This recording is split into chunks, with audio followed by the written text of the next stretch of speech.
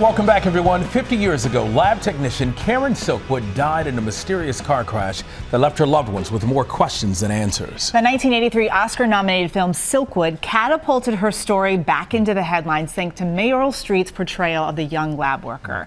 Now, decades later, investigative journalists revisit the circumstances of her untimely death in the new ABC audio podcast, Radioactive, the Karen Silkwood Mystery. She died in a car crash. The mystery, what caused the crash? She was on her way to deliver documents to a New York Times reporter about radiation exposure in the plutonium plant. Still unanswered, though, what happened to the documents? When Karen was killed, I was a very young reporter, 20 years old in Oklahoma City. I was working that night when the Associated Press alarm on the wire machine went off. I knew right off the bat something wasn't right. The highway patrol showed up, and in a matter of a few minutes, concluded that she fell asleep at the wheel. It's a single car accident, case closed. That did not solve the case.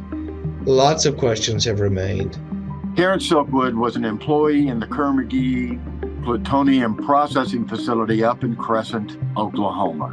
She loved her work, but then became disgruntled. She believed that workers were being constantly contaminated with plutonium. We've got 18 and 19-year-old boys, and 20 and 21. I mean, and they didn't have the schooling, so they don't understand what radiation is. She eventually became essentially someone for the union spying on the workplace conditions there at the Kerr-McGee Crescent facility. She went through the plant getting records, writing down notes of what she found, getting documents. Karen went up against a Goliath. Kerr-McGee was a gigantic corporation with over 10,000 employees. They were the leader in offshore drilling. Right here, Bobby. What'd you find? It says Silkwood investigation tapes. Here they are. Here they are. We have gathered substantial evidence that I think is going to, in the end, explain all of the facts. We thought all physical evidence from that accident was gone. But then we were told by sources that the bumper did exist. We finally found it in New Mexico, and it was being kept by the daughter of the accident investigator, A.O. Pipkin. My God. Holy mackerel, there's black stuff in it still.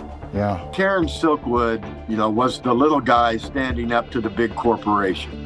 She showed no fear in trying to do what was right.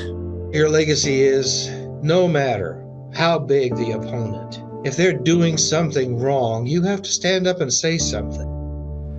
What a fascinating story there. And for more on ABC's investigation into Karen Silkwood's death, you can scan the QR code on your screen and subscribe to the new podcast, Radioactive, the Karen Silkwood Mystery, everywhere that you get your podcasts. Yeah.